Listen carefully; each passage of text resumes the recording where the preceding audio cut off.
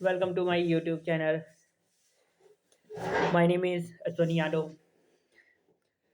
जानता हूँ आप लोगों को पढ़ने वाली वीडियो पसंद नहीं है, लेकिन मैं ऐसे पढ़ाता हूँ कि आपको मज़ा आएगा। तो आज का टॉपिक है कॉन्स्टिट्यूशन ऑफ इंडिया।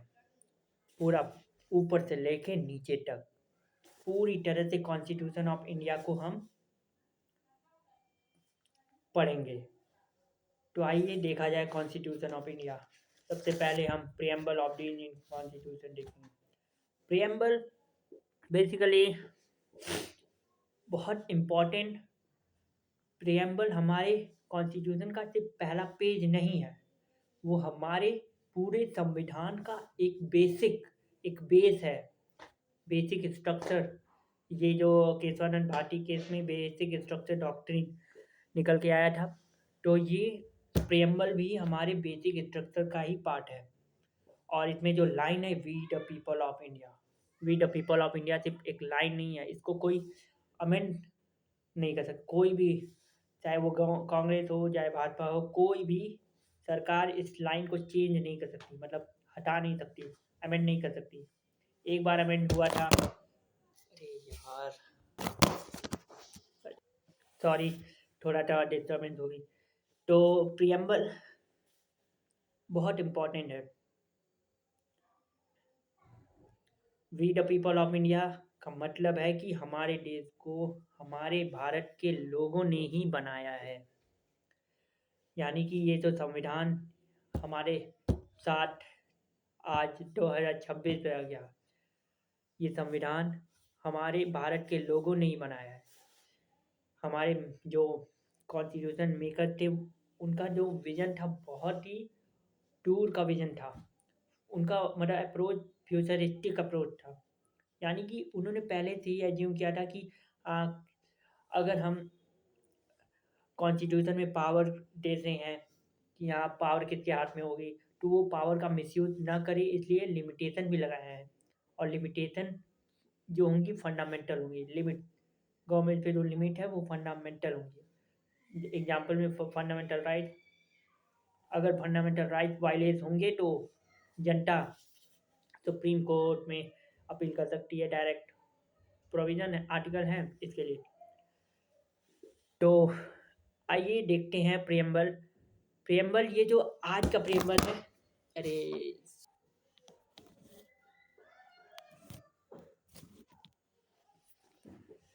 आज का प्रियम्बल जो है वो सिर्फ एक वो सिर्फ एक कागज नहीं है, वो आत्मा है, कॉन्स्टिट्यूशन की सोल है। इसी सोल भी कहा जाता है। Preamble is the soul of the Indian constitution. We the people of India, यानी हम भारत के लोग इस देश को having solemnly resolved to constitute India into a sovereign, socialist, secular, democratic republic and to secure to all its citizens। तो यहाँ जो वर्ड है इनका मतलब बता दे रहा हूँ। सॉवरेन यानी कि हमारे देश पे किसी और कंट्री का कंट्रोल नहीं है। हमारा देश सोशलिस्ट है, यानी कि यहाँ सबके साथ इक्वल ट्रीटमेंट होता है। ना लोअर कास्ट हो या अपर कास्ट, सबके साथ इक्वल ट्रीटमेंट होता है और सबका वेलफेयर देखा जाता है।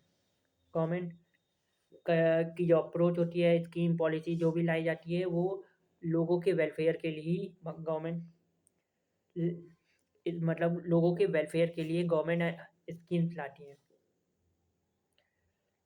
अगर गवर्नमेंट स्कीम्स लोगों के खिलाफ लाने लगे, यानी कि डिक्टेटर आ जाए, ये हो जाए, तो ऐसा नहीं हो सकता। ऐसा नहीं हो सकता क्योंकि बहुत अच्छे से बनाया गया है। क्योंकि कितना टाइम लिया है हमारे संविधान ने? 3 साल अप्रॉक्सीमेटली। अगर एग्जैक्ट डेट की बात करें तो 2 साल 11 महीने 18 दिन। ये टाइम कम नहीं है। 2 साल 11 महीने 18 दिन हमारे संविधान को बनाने में लगा। ये तो हिस्ट्री की बात हुई। तो इतना टाइम लगा है तो कुछ स्पेशली किया गया होगा हमारे संविधान में। और एक एक चीज़ पे डिबेट एंड डिस्कशन हुआ कि हाँ ये होना चाहिए कि नहीं होना चाहिए। डिबेट एंड डिस्कशन और उस समय संविधान बनाने के लिए जो मतलब एक एक्सपेंडिचर था 64 lakhs, कम बात नहीं है, 64 lakhs रुपीज़ खर्च हुआ था संविधान बनाने के लिए। इतना मतलब वो एक्सपेंडिचर था। तो उस समय में ये 64 lakhs कम नहीं है उस समय के हिसाब से। तो और सबसे इंटरेस्टिंग बात, हमारा संविधान हैंड रिटेन है। हैंड रिटेन है, कोई भी प्रिंटिंग प्रेस का इस्तेमाल नहीं किया गया है। और साथ में भीमराव अम्बेडकर जी को तो जानते हैं तब, उनको architect of the Indian constitution कहा जाता है, क्योंकि वो बहुत ही उन ड्राफ्टिंग कमेटी के वो थे, चेयरपर्सन थे। ये हिस्ट्री की बात होगी। हिस्ट्री की बात हम अगले किसी वीडियो में करेंगे। आज हम करेंगे we the people of India का एज वो क्या है, एसेंस, आत्मा क्या है। तो we the people of India, तो सॉवरेन समझ में आ गया, किसी और देश का हमारे पे कंट्रोल नहीं है, हमारा देश इंडिपेंडेंट है, इंडिया इंडिपेंडेंट है। सॉवरेन का मतलब ये सोशलिस्ट, वेलफेयर, सबका वेलफेयर होना चाहिए। सेकुलर, हमारे देश का कोई रिलीजन नहीं है, इंडिया सेकुलर है, यानी कि यहाँ हिंदू मुस्लिम सिख ईसाई सब, यानी कि मुस्लिम भी रहते हैं। भले पाकिस्तान पाकिस्तान के बाद पाकिस्तान में जिनको जाना था वो चले गए, लेकिन जिनको नहीं जाना था वो रह गए कि हमें तो यहीं रहना है, हमें नहीं जाना। मोहम्मद अली जिन्ना जो हैं, उनकी जो क्या नाम है, टू नेशन थ्योरी में खोट है, तो हम नहीं जाएंगे। तो जिनको नहीं जाना था वो रह गए। तो हमारा देश सेकुलर था, यानी कि हमारे लीडर्स ने सेकुलरिज्म को अडॉप्ट किया। Democratic republic and to secure to all its citizen, यानी सभी नागरिकों की बात हो रही है जितने भी हैं भारत में, यानी कि वो चाहे हिंदू हो मुस्लिम हो, ये मैटर नहीं करता, सभी नागरिकों की बात हो रही है। सबको ये सब मिलेगा, सबके पास राइट टू वोट है कि अपने प्रतिनिधियों को, यानी कि रिप्रेजेंटेटिव को चुन सके, ताकि हमारा देश गवर्न हो सके। तो आइए फंक्शन ऑफ इंडियन कॉन्स्टिट्यूशन देखा जाए।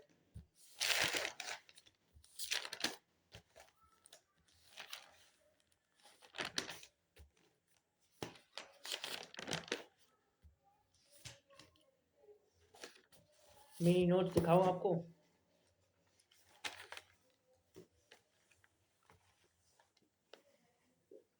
आपको दिख रहा है?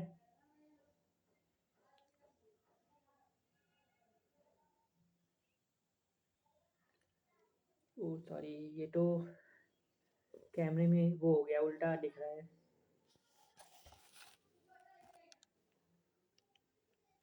कोई बात नहीं। तो आइए, फर्स्ट फंक्शन क्या है।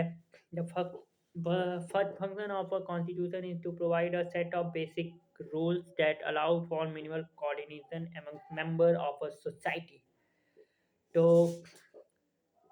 इसका साफ मतलब है, हमारे संविधान का जो संविधान ने हमें बेसिक रूल का एक सेट दिया, यानी कि पूरी एक डॉक्यूमेंट है ना। तो हमें सेट ऑफ बेसिक रूल, ताकि मिनिमल कोऑर्डिनेशन हो सके सोसाइटी के अंदर, क्योंकि सोसाइटी के अंदर हिंदू भी हैं मुस्लिम हैं, डाइवर्सिटी है ना। तो जहाँ पे डाइवर्सिटी है, इतना बड़ा डाइवर्सिटी वाला देश, तो लड़ाइयाँ तो होंगी सोसाइटी में। तो एग्जाम्पल में हम आपके लिए मज़ेदार एग्जाम्पल लाए हैं। एग्जाम्पल में तारक मेहता का उल्टा चश्मा, वो उसको मिनी इंडिया कहा जाता है। क्यों? क्योंकि पंजाबी भी है, गुजराती भी है, मराठी भी हैं, तमिल, बंगाली, मुस्लिम भी हैं, अब्दुल्लाई। तो आपके लिए हमने ये वाला एग्जाम्पल चूज़ किया कि हम समझा सकें। तो ये सब एक साथ रहते हैं एक ही सोसाइटी में, तो इनके बीच में मिनिमल कोऑर्डिनेशन बने।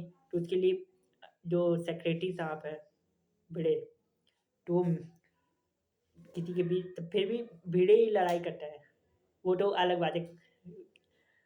सबसे ज़्यादा भिड़े भिड़े लड़ाई नहीं करता है, पोपटलाल। चलिए, मैं भटक रहा हूँ। तो मिनिमल कोऑर्डिनेशन बना रहे, मिनिमल कोऑर्डिनेशन बना रहे, इसलिए सेट ऑफ बेसिक रूल्स हमारा जो पहला फंक्शन है, यानी कि constitution set of basic rule हमें प्रोवाइड करता है ताकि मिनिमल कोऑर्डिनेशन बना रहे, तालमेल बना रहे लोगों के बीच। तो एग्जांपल तारक मेहता का उल्टा चश्मा ही ले लो। सेक्रेटरी साहब भल उनका हर काम परफेक्ट होता है कि यहाँ मेंटेनेंस का चेक, मतलब सोसाइटी में जो जो रूल्स उनका पालन सही से हो रहा है, सेक्रेटरी को ही देखना होता है। कोई लड़ाई ना करे, कोई बहस ना हो, कोई बाहर से आके लड़ाई ना करे, मिनिमल कोऑर्डिनेशन हो, तो वो सब कौन देखता है सोसाइटी में? सेक्रेटरी। लेकिन एज अ कंट्री, अगर कंट्री की बात करें तो वो किसका काम है? प्राइम मिनिस्टर का काम है।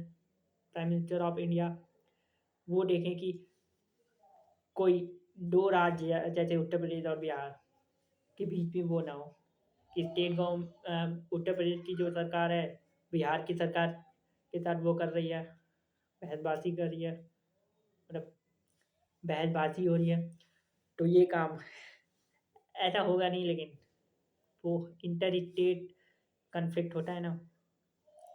तो चलिए हम अगला सेकेंड फंक्शन के बारे में देखते हैं। सेकेंड फंक्शन क्या है? The second function of a constitution is to specify who has the power to make decision in a society. Society में डिसीजन कौन लेगा? सबसे बड़ा खेल यही है, डिसीजन कौन लेगा, किसके पास पावर होगी। और एक बात और, जिसके पास पावर होगी वो पावर का मिसयूज जरूर करेगा। तो ये बात भी दिमाग में रखो आप लोग, जिसके पास पावर होगी वो पावर का मिसयूज करेगा, तो उस पावर को लिमिट भी लगाता है। तो यही थर्ड फंक्शन है। लेकिन अभी पहले ये वाला समझ लो। तो स्पेसिफाई हुआ है the power to make decision in a society. It decide करता है कॉन्स्टिट्यूशन कि हाउ द गवर्नमेंट गवर्नमेंट कैसे विल बी कॉन्स्टिट्यूट, कैसे चलेगी, गवर्नमेंट किस तरह काम करेगी। तो सेपरेशन ऑफ पावर है, यानी कि लेजिस्लेटिव, एग्जीक्यूटिव और जुडिशरी, ये पावर पावर का सेपरेशन है। यानी कि गवर्नमेंट के तीन आर्गन, ये सब तो बेसिक है। लेजिस्लेचर का काम यानी कि पार्लियामेंट का काम लॉ बनाना, और लॉ को एग्जीक्यूट करने का काम एग्जीक्यूटिव, और लॉ को इंटरप्रीट करने का काम जुडिशरी। तो ये हो गया। तो हमारे में पावर का सेपरेशन बहुत बढ़िया ढंग से हुआ है। और हमारा जो मतलब फेडरल स्ट्रक्चर तो है, लेकिन स्ट्रॉन्ग सेंटर के साथ। स्ट्रॉन्ग सेंटर का मतलब कि हम स्ट्रॉन्ग सेंटर का मतलब हमारे देश में जो यूनिटी इंटीग्रिटी है वो बनी रहे। यूनिटी और इंटीग्रिटी के चलते हम मतलब सेंट्रल गवर्नमेंट को कुछ थोड़ी ज़्यादा पावर दी है, इसीलिए ख्वाजी फेडरलिज्म भी बोला जाता है। Quasi federal structure with strong centre, ये टॉपिक भी पढ़ेंगे, लेकिन अभी पहले ये समझ लो। Third function of a constitution to some limit, sorry, third function of a constitution is to set some limit on what a government can impose on its citizens. These limits are fundamental in the sense that government may never trespass them. Government उसका उल्लंघन ना कर पाए, वो जो limit है वो fundamental हो। फॉर एग्जांपल में फंडामेंटल राइट दिए हैं हमारे संविधान ने, और अगर उसका वायलेशन होगा तो नागरिक जो है डायरेक्ट सुप्रीम कोर्ट में अपील कर सकते हैं। और कुछ इमरजेंसी प्रोविजन भी हैं कि इमरजेंसी के टाइम पे जो फंडामेंटल राइट्स होंगे वो अ, क्या होंगे, टेक्निकल वर्ड है कोई, फंडामेंटल राइट्स। चलिए ये आप बताइएगा कमेंट सेक्शन में कि फंडामेंटल राइट कब वो होते हैं, इमरजेंसी के वक्त क्या होते हैं, वो वर्ड क्या है। इमरजेंसी के वक्त फंडामेंटल राइट का वो होता है ना, वो टेक्निकल वर्ड है इसीलिए याद नहीं आ रहा है। याद अगर आपको आए तो कमेंट सेक्शन में बताइएगा, ठीक।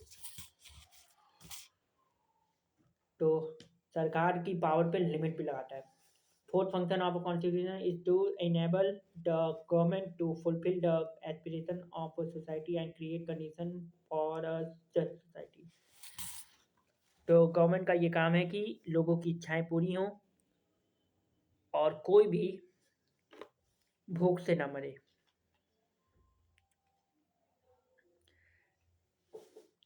लेकिन अब गवर्नमेंट रोड पे जाके देखेगी नहीं कि हाँ, ये भूखे हैं, इनको खाना खिलाओ।